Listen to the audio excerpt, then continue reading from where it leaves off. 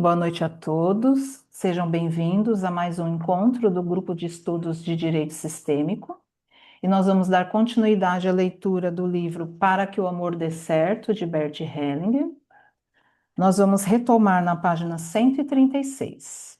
Hoje nós temos como leitor o Celso e estamos sobre a orientação do René. Antes da gente iniciar a leitura, alguns recadinhos. O primeiro é sobre a nossa pausa de férias. Então, nosso último encontro deste ano vai ser dia 9 de dezembro. E o nosso primeiro encontro de 2026 vai ser dia 3 de fevereiro, tá bom? Essas informações já estão lá disponíveis no perfil do Leituras Sistêmicas e a gente vai relembrando conforme estiver chegando perto. Um outro recadinho, que nós vamos ter amanhã uma palestra que o Renê vai estar fazendo online. O nome da palestra é Quer Dançar? Reflexões sobre o relacionamento de casal. Então, como a gente está fazendo essa leitura, eu achei interessante compartilhar e depois a gente vai compartilhar o link. Quando o Renê tiver o link do Zoom, ele compartilha lá no grupo, tá bom? Quem quiser participar, é aberto. E aí, lembrando, né, para quem estiver participando pela primeira vez, ao vivo, os nossos encontros são sempre às terças-feiras, às 20h20, e o link fica disponível, as informações do link fica disponível no grupo, nos grupos e através do perfil Leitura Sistêmica também é possível obter essas informações. Sempre é o mesmo link, tá? Raramente a gente muda, e então é isso. E é isso, Renê. Já passo a palavra para ti. Obrigado, Helena. Então vamos seguir aí com essa temática dos relacionamentos afetivos. É, essa palestra de relacionamentos, sim, foi inspirada no nosso grupo de estudos, né? Há algum tempo atrás, a Helena chegou a fazer uma série de lives também sobre relacionamentos afetivos, onde eu participei, o professor Marcos também participou. E só para adiantar um pouco, eu vou usar sim a base de Bert Hellinger, mas principalmente Joan Garriga.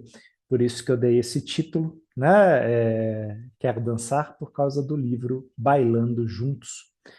O Garriga, inclusive, esteve recentemente aqui, né, em Vinhedo, deu um treinamento e ele falou, né, que apesar dele ser conhecido por ser um facilitador que trabalha com relacionamentos afetivos, desta vez ele iria falar sobre saúde e os processos, né, de adoecimento e de se manter em saúde, né? Ele está seguindo por outros estados brasileiros agora, né? Mas é aquela coisa, né? Final de ano a gente tem muitos profissionais aqui, né? Teve a Sophie, teve o João, parece que o Stefan vai chegar também no Brasil, só que ele vai lá para Porto Alegre, se eu não me engano. Ele vai dar um dia de treinamento e ele segue depois para Argentina, para Buenos Aires. Então, temos aí várias coisas acontecendo e nós vamos seguir aqui o nosso grupo de estudos com Bert Hellinger, falando um pouco aí sobre os relacionamentos afetivos. Então, Celso, é contigo, né? A leitura? Então, por favor, Celso, fica à vontade. Boa noite a todos. Página 136. Dar um lugar no coração ao filho que nasceu morto. Holger. Fiquei muito comovido porque também temos uma criança que nasceu morta. Sempre lidei com essa questão com muita distância. Pensava que isso não me afetava em absoluto. Agora percebi que não era verdade. Bert Hellinger. Sim, com certeza. O que você vai fazer agora? Holger. Não sei o que devo fazer. Bert Hellinger. Olhe agora para a criança morta. Você a viu naquele tempo? Holger. Sim. Bert Hellinger. Diga para a criança morta. Eu a aceito como minha. Holger. Eu a aceito como minha. Bert Hellinger.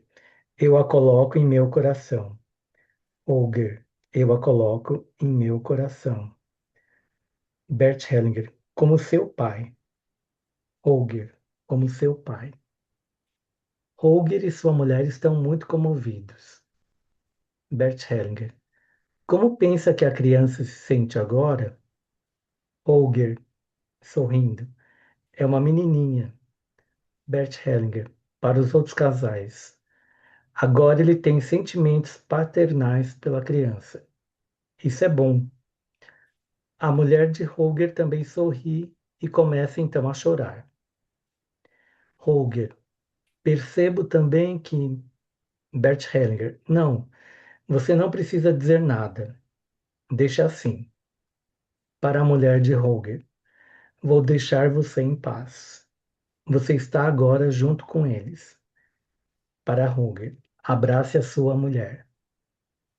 É o que se encosta no ombro de Holger e chora. Bert Hellinger. Imaginem que a criança descansa entre vocês. Ela está acolhida e aceita pelos seus pais. É o que acaricia ternamente a mão de Holger, como se ela fosse um bebê,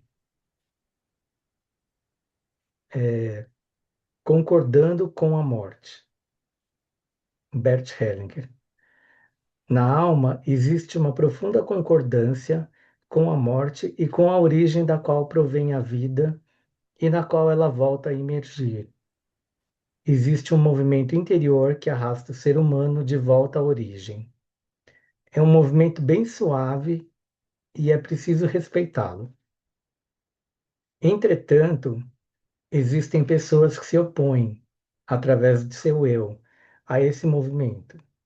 Dizem: quero viver 120 anos. Por exemplo, com 80 anos ainda fazem Cooper, obstinados para alongar o tempo de vida. Com isso, ridicularizam-se perante a sua própria alma. Essa alma não quer nada disso. A alma quer voltar à origem, a seu tempo. Quem assume a sua idade com dignidade e segue o movimento, volta a emergir com suavidade quando chega a sua hora. É como uma plenitude. Outros querem voltar à origem cedo demais. Isso é uma traição à alma. A alma quer o completo espaço de tempo que lhe foi concedido. Para Holger e Elk, alguns têm um tempo breve, como a criança que nasceu morta. Existem pessoas que pensam que quando alguém vive muitos anos, tem vantagem em relação àquele que viveu muito pouco. Por exemplo, com relação a uma criança que talvez tenha tido somente um sopro de vida ou que nasceu morta. Mas na origem não faz qualquer diferença se alguém viveu 100 anos ou somente um segundo. Que diferença poderia haver lá onde tudo descansa? Precisamos abdicar de nosso orgulho, que nos diz que teremos uma vantagem se vivermos muitos anos. É terrível quando numa família uma criança nasce morta ou uma criança que morreu prematuramente não é incluída. Existe inclusive uma nova portaria governamental que diz que seria muito trabalho para as repartições se tivessem de registrar também os natimortos no livro de família. Uma atitude dessas é incompreensível. Nas constelações familiares, podemos ver o efeito dessas crianças e quão importantes elas são. Quando aqueles que morrem prematuramente têm o seu lugar, então os que vivem ou sobrevivem mais tempo podem aceitar a sua vida sem arrogância, pois eles respeitam os mortos. Se não, têm a sensação de que não merecem a vida. Entretanto, se os mortos são respeitados, eles são amigáveis com os vivos. Guarda, Continua? guarda só um pouquinho, obrigado, Celso. É, é interessante que eu recentemente tive no, na minha prática uma pessoa que trouxe essa temática e era um pai e ele trazia, não, mas isso aconteceu com a minha esposa. Ele se referia ao aborto, né? Só que ele colocava como se tivesse tudo no campo da mulher. E aí eu perguntei, você fez algum ritual em relação a esse filho que você perdeu? E aí ele falou, não, mas foi minha esposa que perdeu. Eu falei, você não era o pai? E aí eu acho que chegou nele a pergunta. Ele levou um tempo assim, e ele falou, não, não, eu sou o pai. Eu falei, a perda é só da sua esposa? Você também perdeu? E ele falou, eu nunca pensei nisso. Eu falei, não, você nunca sentiu isso? Aí ele soltou um palavrão e falou, eu nunca senti isso, porque eu nunca parei para pensar nisso. E nesse sentido, o Hellinger fala desse lugar excluído, aquilo que a gente não reconhece, ou aquilo que eu coloco, não, isso aconteceu no campo da mulher, né? Que quem abortou foi a mãe, né? E racionalmente, às vezes as pessoas falam isso. Não, foi minha esposa que abortou. Sim, a semente que estava lá, do masculino e do feminino, do pai e da mãe. Então, existe aí um se esquivar desta dor, e existe aí também um colocar um excesso sobre o feminino. Isso aconteceu lá, não aconteceu aqui. Quase que uma culpabilização. É lá, não é aqui. Quando uma mulher perde uma criança, o pai e a mãe perdem um filho. E o Hellinger ele fala sobre a importância desse ritual ser feito junto, desse olhar ser partilhado, né? Destes dois que perdem, inclusive esses dois olharem para isso e falarem, não, nosso filho, nossa filha, né? E por mais simples que isso pareça, é incrível o efeito que isso tem quando uma pessoa ritualiza isso através, né, recentemente a Dilena voltou a postar lá no grupo do Facebook o Ritual das Velas de Sophie Hellinger, né, que é uma forma de ritual. Outra forma é eu, de repente, fazer um desenho, e recentemente eu estava falando isso com uma cliente, da importância dela desenhar, porque ela teve uma perda recente. E dela desenhar a estrutura familiar da forma dela. E foi muito recente, mas ela falou, isso eu acho que é uma atividade que me traria alívio. E eu falei, peça para o seu marido também fazer. Não fazerem juntos, mas cada um faz o seu desenho. É uma forma de simbolização para que aos poucos se possa falar disso. Essa é uma conversa difícil, é um tema difícil no casal, né? Porque cada um, o homem, a mulher, o masculino, o feminino, tem uma forma de lidar com essa dor. Alguns lidam silenciosamente, isso não significa que eles não estejam doídos. Outros, ruidosamente. Outros precisam ritualizar isso, precisam chamar o pastor, o padre, o pai de santo, fazer de alguma forma um ritual. E aí, Bert Hellinger, nos seus livros, ele fala muito disso, da importância dos rituais. E ele menciona, por exemplo, e isso sempre me chamou muita atenção, né, que ele fala dos Zulus, com os quais ele viveu aí, se não me engano, 12 anos, que quando alguém desaparecia, né, imaginem que uma criança que não vem, é um pouco isso, quer dizer, né, sumiu, estava aqui, não está mais. mas o Hellinger se referia aí ao caçador, né? Alguém que foi, saiu da tribo e não volta. Aí ele falava que as pessoas pegavam um galho e vestiam aquele galho com as roupas daquela pessoa. E durante algum tempo elas levavam esse galho para todos os lugares, né? Para comer, para conversar. Onde iam, levavam o galho. E depois de algum tempo, eles enterravam aquele galho e aquelas vestes, como uma forma simbólica de ter um lugar onde aquela pessoa foi enterrada. É muito importante a mulher fazer esse ritual para ela não, eu estou falando de forma externa, para ela não ficar com aquela impressão de essa criança está enterrada aqui em mim. Eu tive muitas clientes que falaram isso. É dessa forma. Meu corpo enterrou essa criança. Isso tem um peso muito grande, né? E trabalhar isso de poder dar um lugar fora. E às vezes, depois que você faz um desenho que você simboliza isso, você poder ritualizar isso, talvez enterrando, talvez queimando, mas você poder fazer isso também de forma externa, para não ficar só num registro interno. Fala, Vera.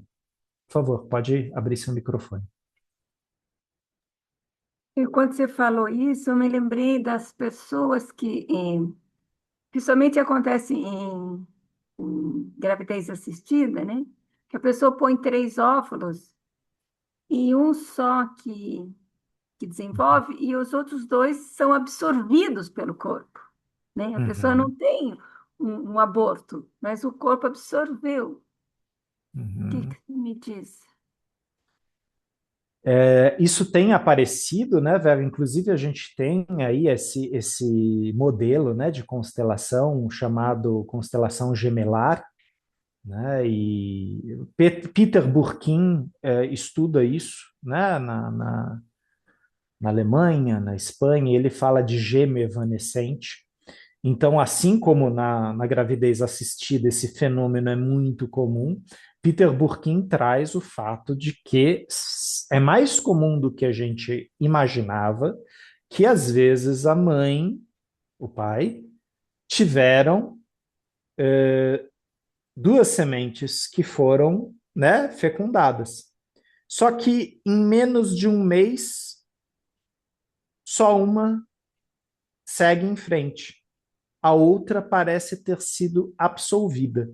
Hoje, com o ultrassom, a gente consegue perceber isso. Se fala, geralmente, que nas primeiras semanas ainda não se ouve o coração. E que, mais ou menos depois de 3 semanas, o ultrassom começa a registrar um coração. Só que, às vezes, com a imagem, o ultrassom, se percebe que são dois. Mas, depois de um mês, um coração bate. Então, trazendo isso que você está trazendo, esse fenômeno, é muito interessante trabalhar com esta mãe que traz isso. Talvez, qual é a sensação que ela tem? Porque talvez ela não perdeu uma criança, talvez ela perdeu duas crianças. Talvez nasceu uma, mas duas partiram no processo. Logicamente, existem pessoas que falam: olha, isso apareceu na constelação. E eu falo: e você, como sente? Ah, eu não sei. Às vezes também precisa de um tempo para isso chegar na pessoa. E existem mulheres que trazem para o campo da constelação: minha filha está aí, ela é saudável, mas toda vez que eu olho para ela, falta alguma coisa. E a menina toda vez fala para a mãe: mãe, compra 2 vestidinhos compra 2 blusinhas. Então, existe um reflexo nessa criança de que algo também falta. Esse é o fenômeno descrito aí por Peter Burkin do gêmeo evanescente. Então, logicamente, a partir de cada caso, a gente vai ter que olhar, só que a Vera está trazendo uma coisa que está ficando cada vez mais comum no campo das pessoas trazerem, né, gravidezes assistidas, inseminação artificial. E existe um outro fenômeno aí, Vera. Vamos estender aí a provocação. Que, digamos, eu só vou pegar você como exemplo, tá, Vera? Você congelou alguns óvulos saudáveis. E passaram-se 10 anos e você está pagando, né, por isso. E o laboratório chega para você e fala, então, o que a gente vai fazer com isso? A gente vai descartar ou você vai doar isso para outra mulher, porque são 10 óvulos saudáveis. E muitas vezes a pessoa fala, tá congelado, né? Doa aí, descarta aí. Só que aí entra uma coisa que a Vera tá colocando, que é esse fio, né? Esse fio invisível, sangue, biologia, que liga a mãe, o corpo da mãe, o material genético da mãe, àquela semente. E é assim que a gente vê nas constelações. Então, a gente percebe que isso é muito forte no corpo materno, não tão forte no corpo masculino. Apesar de Hellinger ter demonstrado várias vezes para a gente que, inclusive, um homem doador de sêmen também está conectado com suas crias, mesmo que ele não saiba quantas são. Ou seja, a gente está falando aqui de algo invisível, que às vezes a gente chama de campo, mas que se manifesta, sim, na constelação. E às vezes vai acontecer de vocês colocarem algo no campo como facilitadores, né? Vocês colocam lá um representante e vocês não fazem a mínima ideia do que é aquilo. E o cliente, de repente, fala: ficou bom. Ele também não sabe o que é. E a gente deixa aquilo lá.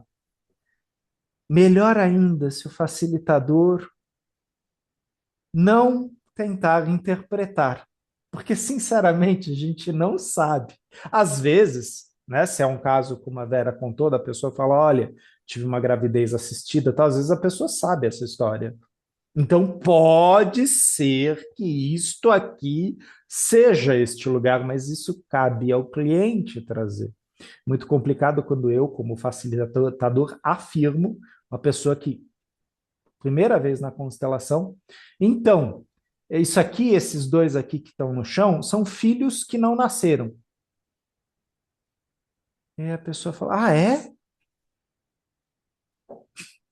Quer dizer, da onde você está tirando essa informação, meu amiguinho? Da cartola? Pode ser, podem ser, inclusive, podem ser abortos, mas não necessariamente daquela cliente, talvez da mãe dela, talvez da avó dela. Em todo caso, são representantes que precisam estar no campo, mas não necessariamente eu sei onde eles estão. Não, eles não vêm com a capivara, né? Não dá para puxar a capivara, aquela informação exata, né? Registro tal da onde vem.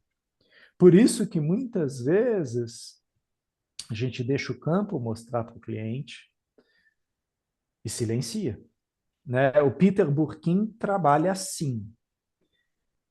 Eu já vi algumas pessoas que trabalham com a questão da constelação gemelar fazer afirmações.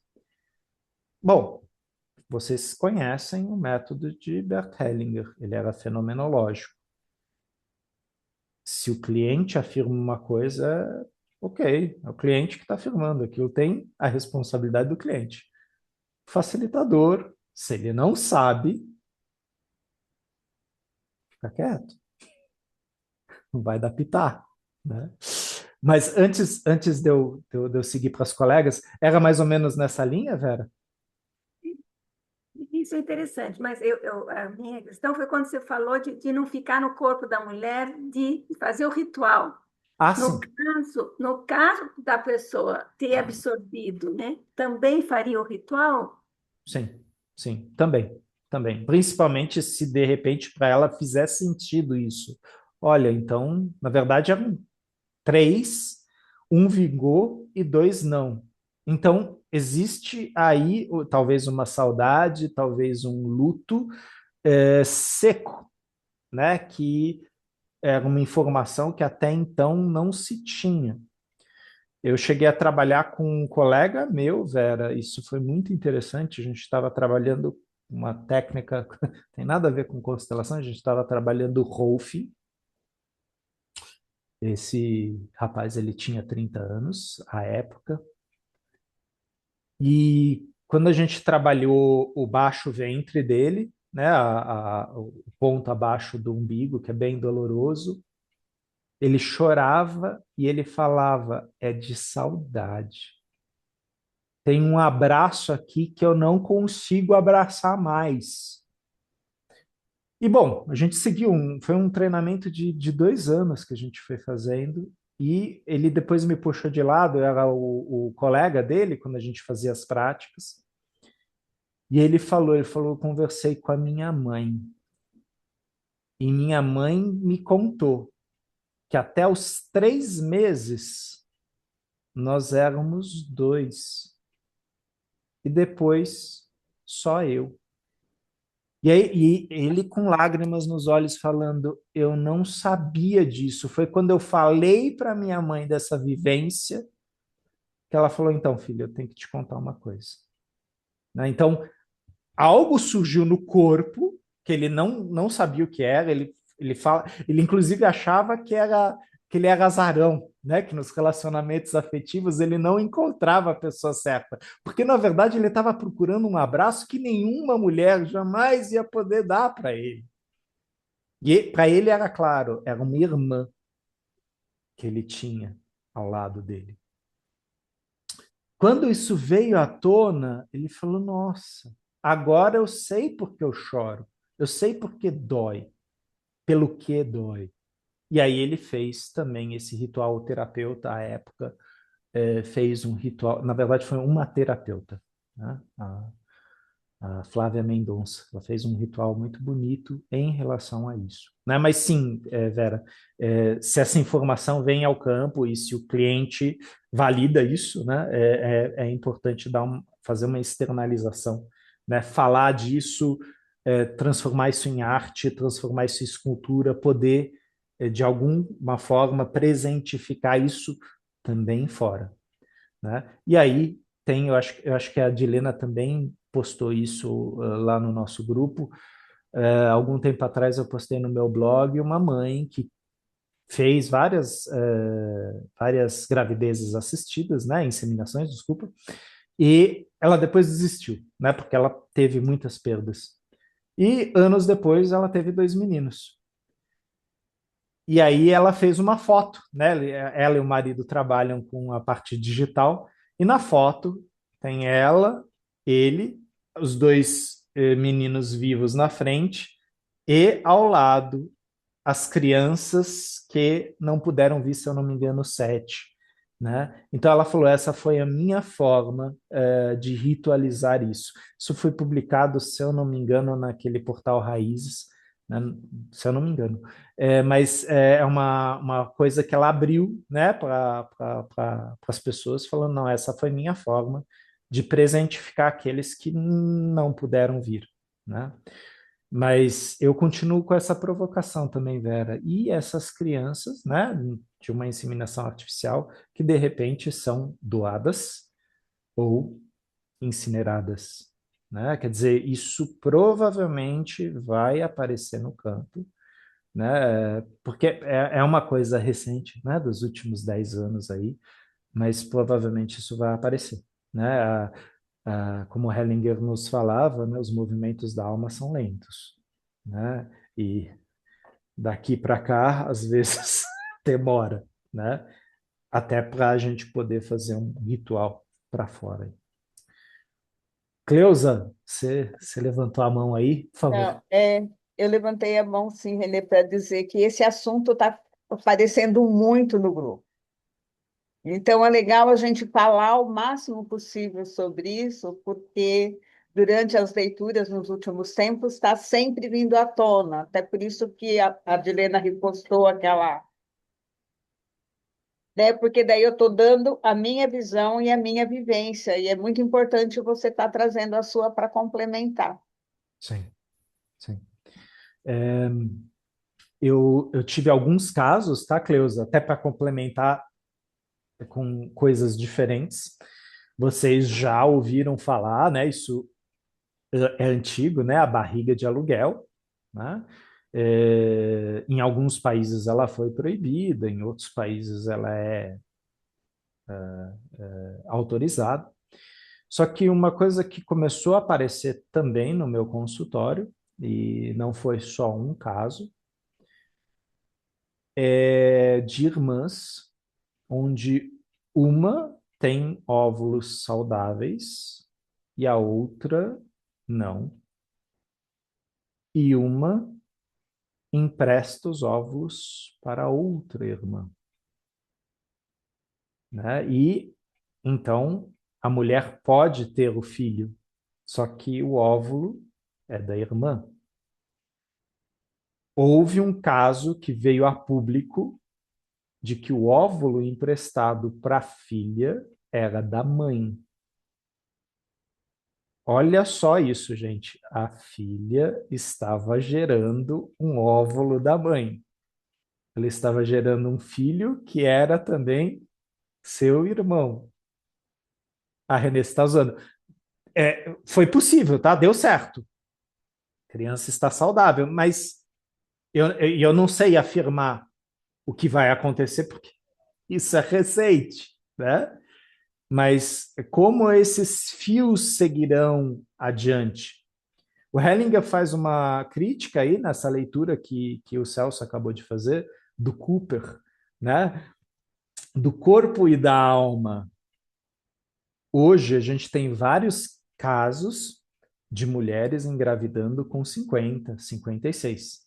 A Renê, se é contra? Não, a questão que eu estou colocando não é ser contra. A questão é a gente questionar os efeitos disso na nossa sociedade. Ou será que a gente está respeitando limites? Claro, alguns desses casos são de pessoas que têm, inclusive, possibilidades financeiras de cuidar disso, né? Agora, que existe uma engenharia genética funcionando, sim, e existe um comércio na engenharia genética. E aí que às vezes a gente coloca uma certa interrogação. Não sou contra as pessoas poderem ter filhos, tá, gente? Eu só estou levantando questionamentos. Até onde o homem vai entrar com isso? Isso é uma coisa questionada em bioética, tá? Até onde vai o limite do corpo humano? Até onde eu posso fazer isso? Sim, eu sei que existem vários projetos, por exemplo, de homens poderem gerar vida, né? Então a gente está falando de questões aí trans, né? É possível? Talvez, num determinado momento, a biologia, a medicina, alcance isso. Ah, e a estrutura familiar? Vai ser diferente. A questão que a gente observa nas constelações e que a gente questiona são os efeitos. E aí, Cleusa, muito interessante, né, que eu lembro de uma das falas iniciais do Peter Spelter, né, e ele falava sempre Folgen, Folgen, consequências. Der Aufsteller guckt auf den Folgen. O facilitador olha para os efeitos, olha para as consequências. Não se trata aqui de certo, errado, de bom ou ruim. Quais os efeitos disso? E desde a ovelha Dolly, a gente tem várias questões sendo levantadas na biologia. Clonagem, células-tronco, a possibilidade de estender a vida, a possibilidade de pessoas já na melhor idade terem filhos. E aí? O que isso tem como efeito sobre a sociedade? Será que isso é um sintoma? E o Hellinger muitas vezes criticava a soberba do homem, no sentido de brincar de Deus. Não só o Hellinger, outros também têm essa crítica. E talvez essa crítica, e aí eu estou saindo completamente, né, da biologia aí, e entrando mais nisso que o Hellinger falava da consciência espiritual. Então, consciência individual, consciência familiar, consciência espiritual, da alma, do espírito, e até que ponto nós queremos controlar o tempo das coisas, tanto Cronos como Kairos, né? Isso é uma questão antiga na filosofia. E se a gente for, pelo menos no Ocidente, mas para trás, na alquimia, a pedra filosofal, né? A pedra que pode transmutar tudo, transformar tudo. Friedrich Nietzsche dizia: toda a filosofia é uma tentativa de responder ao absurdo da finitude, da morte. Quer dizer, será que não tem jeito? Logicamente que os cientistas podem, que os biólogos podem, mas, novamente falando, isso é uma coisa que está sendo levantada também nos conselhos de bioética. Até onde a gente pode estender e com qual qualidade nós podemos estender. E o Celso leu esse trecho, eu acho esse trecho muito precioso. Até onde meu tempo de vida aqui contraria o tempo de vida que eu carrego aqui. A alma e o meu querer, o meu controle. Pô, Renê, mas se é possível para a ciência? Concordo. Se é possível para a ciência, mas a que preço? Né? Logicamente, isso tudo a gente vai ver no campo. Né? Aqui é um grupo de estudos.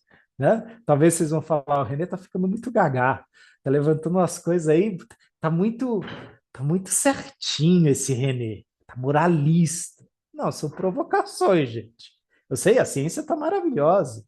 Né? Eu estava conversando hoje mesmo com um cliente, inclusive um adolescente, sobre o fato de que na Idade Média as pessoas morriam com 20, 30 anos. Quem tinha 40 anos era idoso. E aí a gente estava falando do fato, né, de que quando as pessoas iam dormir, elas dormiam junto com os animais. Quem tinha animais, né? Quem tinha um bode, quem tinha uma vaca, um cavalo, um cachorro, era frio, dormia junto. Aí bactéria, gente, não existia bactéria naquela época, essa noção invisível não existia. Germes, nada disso existia. E a ciência foi vindo e falou: então, gente, se a gente aplicar uma coisa chamada higiene, tal, a gente vai conseguir prolongar um pouco a vida, tal. Mudou o padrão. E nós percebemos que cada vez mais estamos estendendo. Só que, por outro lado, a questão é, e a qualidade disso?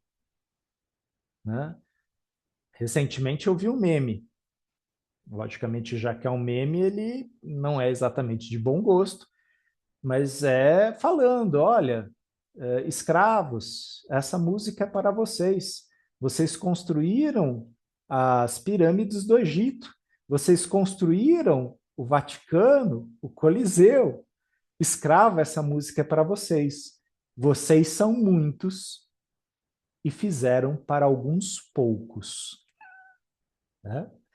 Ou seja, imagina se todos nós vivermos muito. e a qualidade. E a dialética, senhor escravo, e aí eu nomeio Hegel, né? Eu acho importante esse debate de bioética. Sim, assim como a Cleusa falou, esse tema está aparecendo muito, né? Então, e se um dia a gente chegar, que nem naquela ficção científica, O Crepúsculo do Tempo, se eu não me engano, esse é o nome. Eu vou pesquisar, tá, Dilena, se esse é o nome mesmo. Que mostra uma sociedade que ela tem tão claro a engenharia genética que eles conseguiam gerar vida sem doença. Ou seja, aquela coisa do projeto Genoma, sabe? Tipo, olha, sem doença, sem envelhecimento, era uma ciência para não ter que fazer coisas selvagens como intercurso sexual. E aí, nessa ficção científica, essa sociedade ela começa a perecer, mesmo ela tendo a ciência ao lado dela. E ninguém consegue responder o que está acontecendo, por que a gente está morrendo tão rápido e repentinamente. E aí eles salvam dois indivíduos, colocam numa espécie de OVNI, né? Porque é um ovo, né? E a ficção científica brinca com isso. É um ovo de ouro, todo tecnológico. Ele é enterrado. E depois de milhares de anos, em 1980, os arqueólogos encontram esse ovo. Então é muito engraçado como brinca com essa questão do tempo. Uma sociedade super moderna, super desenvolvida. Quais que são os limites da ciência? Quais são os limites da teosofia, da teologia, da psicologia, das constelações familiares? O Hellinger deixou claro. Nós observamos ou descrevemos o fenômeno que se mostra. E aquilo que se mostra pode ser visto pela Dilena, pela Vera, pelo Eurico, por quem está lá vendo. Não é da cabeça do facilitador. É um fenômeno que pode ser visto lá. E, muitas vezes, o fenômeno vai mostrar que existem 2, 3, 4 representantes ligados de uma forma muito especial a uma mulher. E quando a cliente olha para essa cena, ela fala, bateu aqui. Eu senti. Isso tem lugar no meu coração. E a imagem, ou o que a pessoa vai fazer com isso, só o tempo vai dizer. Mas, Cleusa, você gostaria de complementar um pouco mais? Não, agora eu quero fazer uma colocação que não é bem isso, apesar que esse assunto eu acho que deve continuar. Está tendo um projeto chamado A Grande Travessia, que é um cruzeiro fazendo a rota que os navios negreiros fizeram de volta Brasil-Angola, para, durante a viagem, fazer o ritual de enterro de todos aqueles que morreram durante a travessia. Né? Então, tem um grupo de pessoas clamando por isso, e esse projeto está rolando, deveria acontecer agora, em dezembro, daí não deu certo, adiaram para julho, eu acho, do ano que vem, que que seria um cruzeiro, mas não um cruzeiro de recreação, um cruzeiro de estudo sobre o tema, e, durante o caminho, o ritual de enterro de todos aqueles que não chegaram até aqui, que ficaram no mar, que eles acham que todos merecem um enterro digno. Uhum. Né? Então, eu tenho acompanhado as lives que eles estão programando disso, e assim, é um assunto que é uma coisa que você sabe que aconteceu e que você não para pensar no que fazer. Quando você falou dos Zulus e da roupa e do enterro, né? Então, assim, eu resolvi trazer esse tema, que isso está assim avançando para que aconteça esse ritual de enterro daqueles que não conseguiram, saíram da África e não chegaram aqui. Perfeito, perfeito. Bonito isso que você traz. Eu vi o nosso professor, o Peter Spelter, fazendo constelações desse tema, daqueles que morreram no caminho. Afrodescendentes, italianos, japoneses, russos, né? Quanto mais distante, mais tempo em alto mar, e às vezes uma gripezinha era suficiente para as pessoas serem lançadas ao mar. E a gente não está falando do corpo morto. Às vezes, por medo de uma infecção generalizada na tripulação, a pessoa era arremessada ao mar. E quem assistiu Titanic, e é interessante esse filme, vai ver que aquele filme deixa claro que o Titanic tinha castas. Quem estava lá embaixo não subia, era trancado. Quem estava num outro deck ficava naquele deck, não subia mais. Então, quanto mais você subia, mais liberdades você tinha. E quando o Titanic afundou, tinha muita gente lá embaixo que nem sabia que o navio estava afundando, morreu lá aglomerado. Os navios eram assim. Existiam sistemas de castas. A gente sabe que muitas naus de escravos afundaram ou por imperícia de capitães ou por ataques piratas, ou se jogavam imigrantes no mar por causa de uma possibilidade de gripe. Imagina uma carga como escravos, que a gente sabe que não tinham uma visão humana em relação àquilo que estavam carregando, né? Então, sim, esse ritual, com certeza, ele é importantíssimo. E o Peter Spelter, ele falava isso, né, Cleusa? Não sei se você ouviu ele falar isso nos vários cursos de história do Brasil. Os negros não aparecem no campo das constelações. E ele falava de um trauma, de uma dor tão profunda, tão reprimida, dolorida, vergonhosa, que não vinha, não aparecia no campo. E sim, a gente tem alguns facilitadores que estão olhando para esse campo, né? Que estão fazendo movimentos nesse sentido, seja de constelações coletivas, seja de práticas sistêmicas. Eu aprendi um exercício com a britânica Una O'Connell, que era exatamente isso. É um exercício onde o grande mar era o enterro, era o funeral.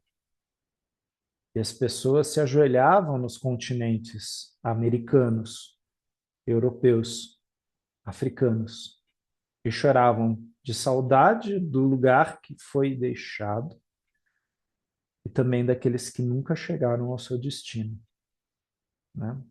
Eu pude fazer esse exercício junto com o colega que recentemente partiu, Leandro Arruda. Nós fizemos ele aqui na Moca. Foi um exercício muito potente. As pessoas se entregaram muito nesse movimento. Muitos italianos, japoneses, afrodescendentes, né? Então, isso que você traz, sim, quantas coisas precisariam vir à tona? E se está tendo esse movimento, que bom que está tendo esse movimento, né? Lógico, se a Cleusa me perguntasse, Renê, o que você acha de fazer esse movimento num cruzeiro? Eu vi meu professor fazer esse movimento em sala de aula. E eu vi o efeito que isso teve sobre a cliente. Eu vi a Ona O'Connell fazendo esse exercício. Eu vi a aplicação desse exercício nos meus clientes. A constelação familiar, ela atua como se fosse um ritual. E a doutora Guni Bax, ela fala bastante disso. Certo que a doutora Guni Bax, ela foi por um caminho, ela trilhou por um caminho do xamanismo, né? E ok, ela deixa isso claro, né? Que ela foi para o xamanismo. Mas sim, você pode ritualizar muitas coisas na constelação. O que não pode ser dito, o que não pode ser visto de uma forma, pode sê-lo através da constelação. bastando que o facilitador permita que isso apareça no campo, sem interferir, dar espaço para que aquilo floresça no campo. Herê, por favor.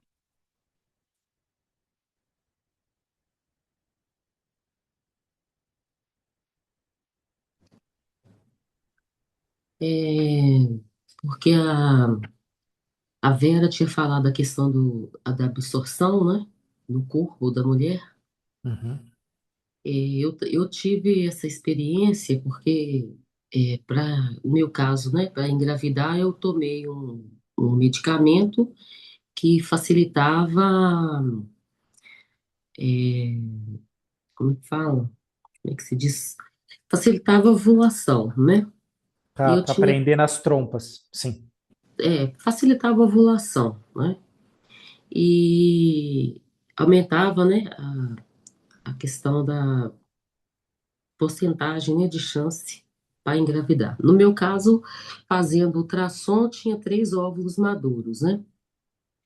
E aí dentro do meu coração, né, aquela alegria, né? Tem três aí, são 3 filhos, né? Só que quando, na primeira tentativa, tudo, já deu certo. Aí o médico falou, só tem um bebê. Eu falei, cadê os outros? Aí falou, não vingou. Fiquei com tanta raiva daquela questão, né, de não ter vingado. E aí, depois de muito tempo, através, eu digo até que de uma autoconstelação, eu via que aquela dor que eu tinha, de onde que vinha, né? E eu consegui também ver do sexo, que era feminino, tinha mais um, no caso dos 3, eu sabia que tinha tido a fecundação de duas, uma tinha alguma questão genética, né? E não vingou, como se diz o médico, entre aspas, né? Depois eu consegui fazer um ritualzinho de plantar uma árvore, estar sempre com nome, toda essa questão. Mas eu consegui saber até o sexo, né? Eu entendo isso como uma questão, sei lá, fenomenológica, espiritual, né? Consegui sentir isso, né? Então, essa é a primeira questão, né? Da questão do corpo da mulher, né? Absorver, mas a mulher pode sentir também. Assim como eu acho que o filho, que seria a gravidez, né? O gêmeo remanescente, a gravidez gemelar, algo assim. Acho que a criança também sente a vida inteira isso. E isso acontece normalmente também. Eu acho que é algo que talvez muitos daí são gêmeos remanescentes, gemelares e não saibam, né? E uma outra questão seria, depois disso tudo, eu sinto também uma questão dos bebês que não puderam ter vindo na minha ancestralidade, em toda a ancestralidade, que seria uma questão de muitos bebês, sabe? De muitos, e sim, isso me afeta muito, né? Uhum. Isso me afeta muito dentro do meu ser, né? Saber que dentro de todos os meus ancestrais tiveram muitos bebês, fetos que não vieram ou perderam a vida por algum motivo. Isso é algo que me afeta muito. Sempre, né, a partir de um momento que eu engravidei, tive minha filha, né? Isso veio mais à tona, né?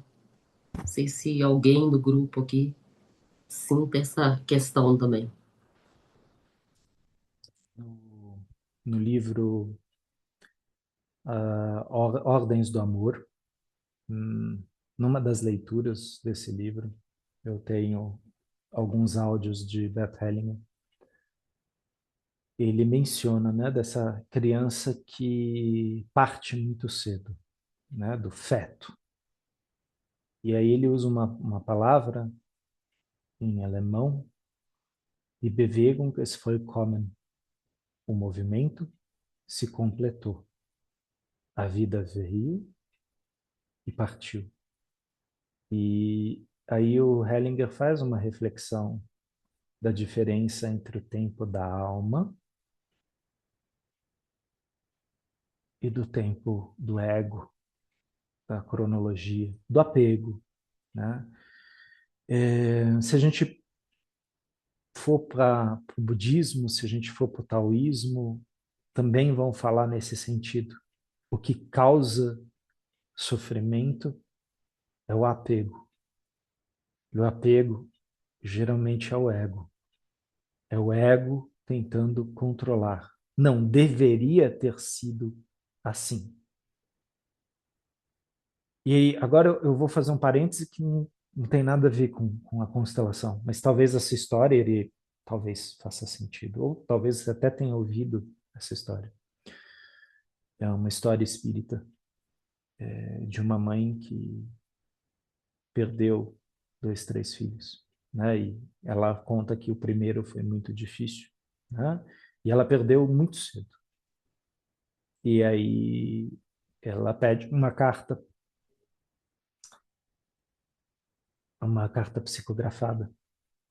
E depois de um tempo vem essa carta.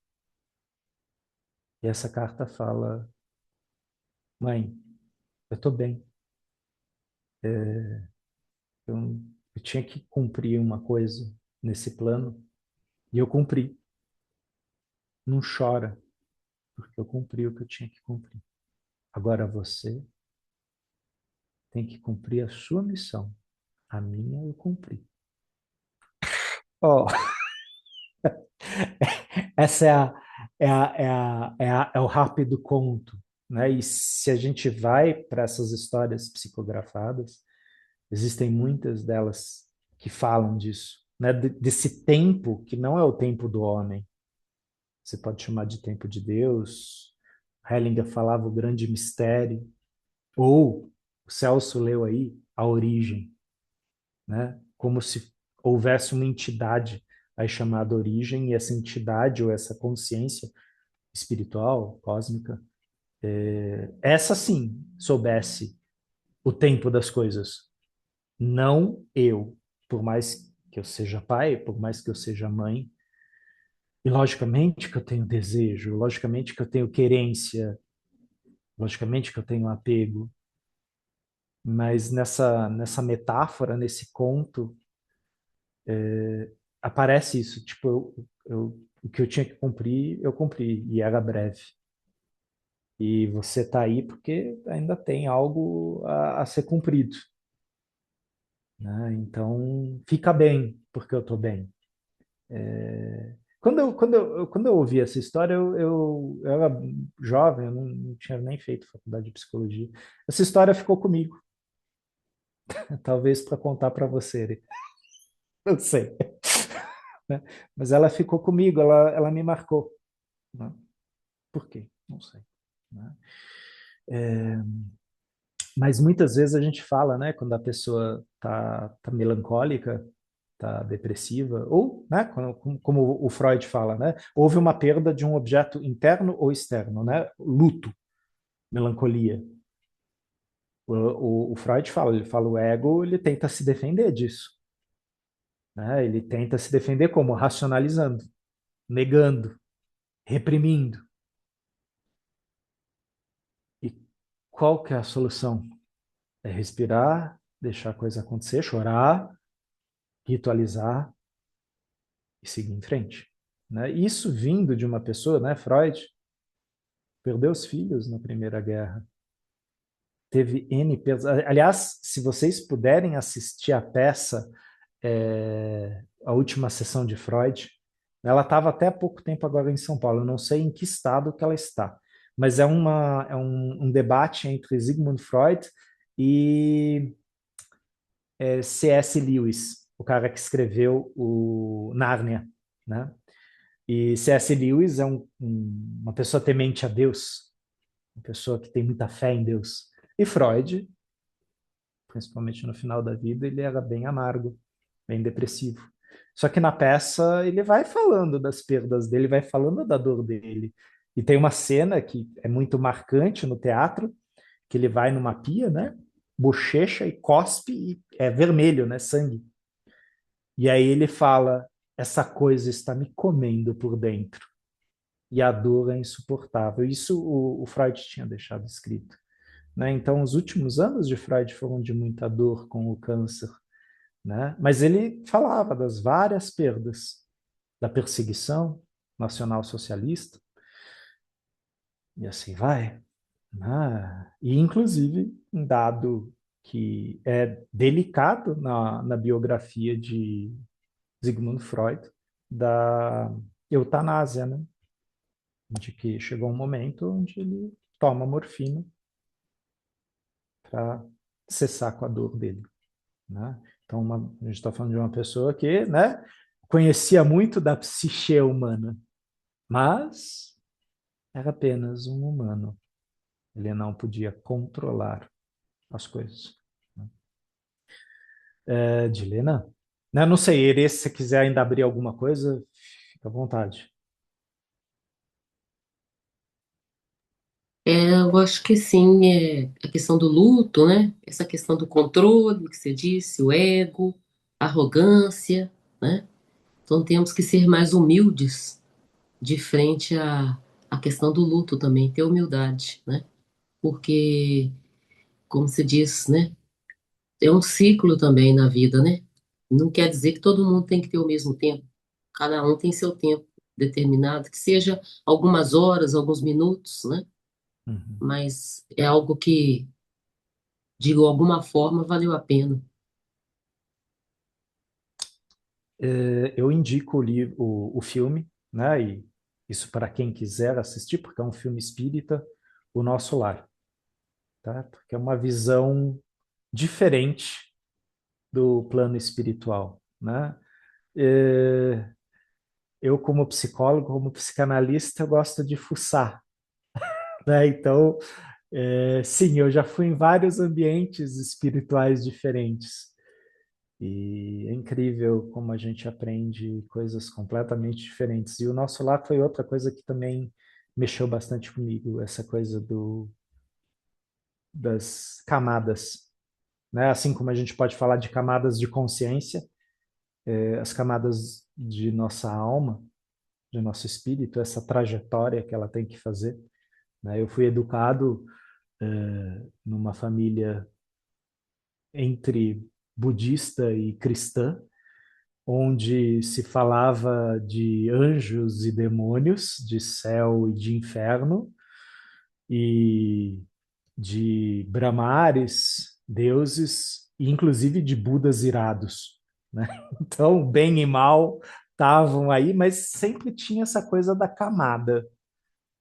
Existem camadas de consciência, né? E parece que cabe a todos nós, de certa forma, explorar essas camadas. Né?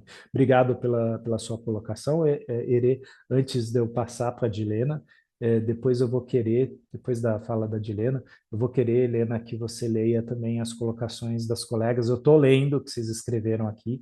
É um tema que toca, que mexe, né? Então, isso a Helena traz depois para a gente. Helena, por favor. Então, é sobre o que a Tânia perguntou, se seriam meios irmãos. Eu li ontem na BBC News, eu vou colocar a matéria lá enorme, vou falar só o título. Erro de uma clínica de fertilização nos Estados Unidos me fez descobrir que tenho 15 meios irmãos, tá? Tá aqui, ó. Eu vou colocar lá no Instagram e a matéria e no Facebook, se alguém se interessar por ler. A menina descobriu que ela tinha que. Agora eles fizeram um grupo com todos os irmãos, sabe? Então, tentando se descobrir, porque foi um erro da clínica. Inclusive, houve processo, uma porção de coisa, mas eles são irmãos, não adianta fazer processo, né? Então, eu não vou ler a matéria toda, que ela é longa, mas eu vou colocar lá. Aí isso já responde a pergunta da Tânia em relação aos meio-irmãos, Sim. tá? Então, E, era e, isso. Então. e é por isso, né, Dilena, que um dos meus artigos no blog que foi mais lido, né, nesses anos, o meu blog ele é de 2010. Tem um artigo que foi acessado mais de 300 mil vezes. É aquele artigo sobre irmãos e irmãs. E aquele artigo também é o que mais tem comentários. Não, mas espera aí, eu sou o primeiro filho da minha mãe, mas meu pai tem dois anteriores, e que lugar que eu tô? Isso dá nó na cabeça. Imagina nesse universo das inseminações dos gêmeos evanescentes. Então, quando Hellinger fala do fenomenológico, ele está falando daquilo, dessa verdade que não está na cabeça. Ela não é uma coisa racional, ela é uma coisa sentida. E de repente você sente e você fala, putz, essa pessoa faz sentido para mim. Eu lembro que quando fizeram um dos primeiros vídeos do MyHeritage, né, aquele teste genético, é um vídeo britânico, e aí primeiro entrevista as pessoas, né, falando do gene. Então tem um cara lá que fala, não, porque meu gene é um dos melhores de todos, porque eu sou de tal nacionalidade. E aí o outro fala, eu não gosto de alemães, porque alemães são assim. O outro, eu não gosto, né, aquela coisa. E aí, aquele que falava que não gostava de alemão, o gene deu que os ancestrais dele eram tudo alemão. Aquele que falou que eu sou o melhor de todos, descobriu que vinha da Índia. E aí, no teste, aquelas pessoas que estavam lá, de repente se descobriu que dois dos participantes, que eram de lugares diferentes, eram primos de segundo grau. Agora, o que está operando aí? Segredos familiares ou traumas, tá? Nós somos descendentes de vítimas, de perpetradores. Nós carregamos em nós vítimas e perpetradores. E nós estamos aqui descortinando histórias, mas nós não temos nenhuma certeza. Com certeza eu não tenho nenhuma certeza em relação aos meus clientes. Mas uma coisa que eu ouço bastante dos meus clientes é que essa ferramenta, essa técnica, essa postura desenvolvida por Bert Hellinger, ela dá lugares a coisas que eu não sei, mas eu sinto que receberam um lugar. Então ela opera de alguma forma, ela age. E assim, já posso dizer que eu estou há mais de 10 anos nas constelações. E os feedbacks que eu escuto são de pessoas falando, não, fez sentido, não aqui. Eu sinto diferente. É um lugar, Familienaufstellung, configuração familiar, o lugar do familiar. Que lugar eu ocupo? Obrigado, Dilena, pela parte científica que você traz. Helena, você pode dar um geralzão aí nas perguntas colocadas? Sim.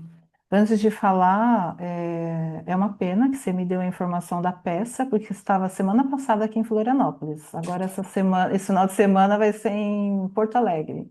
Porto Alegre. Então, Ai, gente, quem está assistindo, Porto vou ter, Alegre, vou ter que ir para última Porto sessão de Alegre. Freud. Semana passada, o final de semana todo aqui. E tem o filme, né? Tem um filme É um também filme. que tá na Amazon e dá para alugar no YouTube e na Apple TV também. Uhum. Vou assistir o filme, depois eu vou para Porto Alegre. Eu fiz É, eu fiz que nem você, tá? Eu primeiro assisti o filme, depois eu fui ver a peça, né? Os dois estão maravilhosos. O texto é maravilhoso. tem até quem quiser se interessar, tem uma página no Instagram, que é a última sessão de Freud. Então eu já estou seguindo porque eles vão colocando a agenda. Torcer Uhum. para voltar. Bom, o que a Dilena comentou, que a Tânia colocou, né, quando falou da doação de óvulos, né, que esses óvulos doados serão irmãos dos filhos da Vera, né, que é a Vera que estava trazendo essa. Aí a Dilena falou que sim, seriam meio irmãos. E também assim, né, Renê, são coisas que a gente tem que olhar no campo, né? Acho Uhum.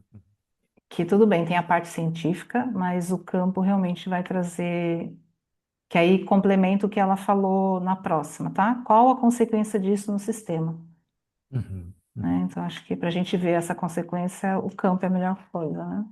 Uhum. Aí a Mônica, quando o cliente vem constelar pela segunda vez e as duas vezes aparece um aborto próximo da cliente, será que pode ser o mesmo ou pode ser outro?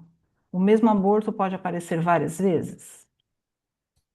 Pode, pode. Até porque a gente sabe que às vezes o campo mostrou, mas a pessoa não viu.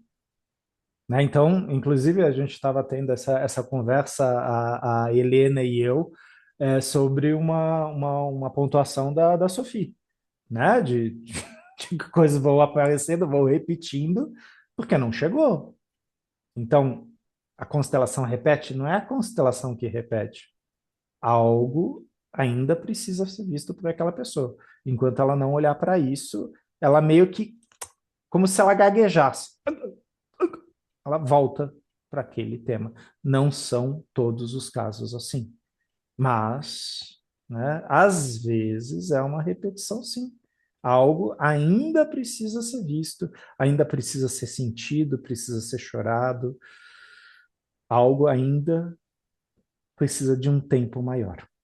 Por isso que a gente fala para você não sair constelando a torta e a direita, né? Fiz constelação essa semana com a Cleusa, não sei, não gostei muito da resposta dela. Então amanhã eu vou fazer com a Dilena, mas não sei também, né? Constelação com mulher, vai saber. Vou fazer com o Eurico, né? Mas o Eurico às vezes também ele é meio grosso. Mas assim, quando alguém me falar aquilo que eu senti que é o certo, constelação não é isso. Por favor, Helena. Porque assim, né, nesse caso, às vezes a pessoa, que você falou, às vezes não viu, demora para absorver, né? Como eu comentei nos encontros anteriores, eu queria olhar uma questão, aí surgiu um tema numa constelação lá que mexeu comigo. E, gente, eu participei do Hellinger Days, participei da mentoria e eu tô assim, ó, quietinha no meu canto porque mexeu muito, então ainda tô tendo que digerir muita coisa. Aí a Mônica Colares comentou que ela conhece duas irmãs que fizeram a troca, que uma deu os óvulos e a outra gerou. Uhum. A Ione, esse tema mexe muito na alma, tanto nas Uhum. falas dos colegas e também nas falas do Renê, porque essa perda, os abortos, talvez nem sempre conhecidos, traz um vazio na alma. Tenho isso comigo, pois nasci depois de um aborto não desejado. Uhum. E aí a próxima fala aqui, eu vou pular o alemão, tá? Você fala o alemão e eu falo português. Não, foi aquela frase que eu mencionei, né, Helena, que o Peter sempre falava. Ah, que o Peter Welche falou. sind die Folgen? Quais são os efeitos, as consequências? O facilitador olha para isso e às vezes ele aponta para o cliente. Você viu? Olha, você percebeu isso? Que efeito isso tem? E às vezes acontece durante a constelação do cliente falar: eu não sei se isso é importante, mas né? E ele lembra de uma história, justo naquela constelação. Uma história que a tia contou, que a mãe falou, que a avó mencionou. Sim, a gente sabe que aquilo é muito importante, senão não estaria vindo naquele momento. Isso é um efeito. Eurico, manda brasa.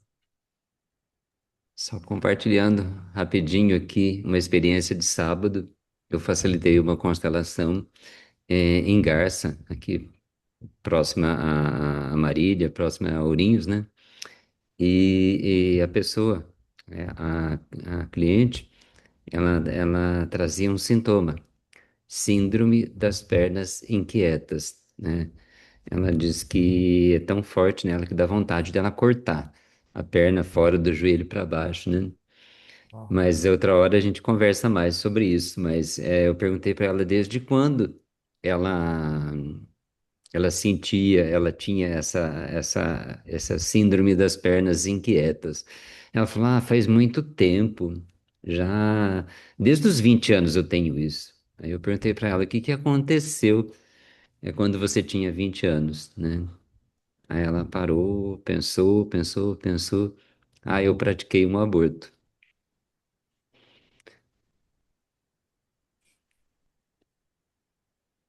Então, dá para a gente perceber, né?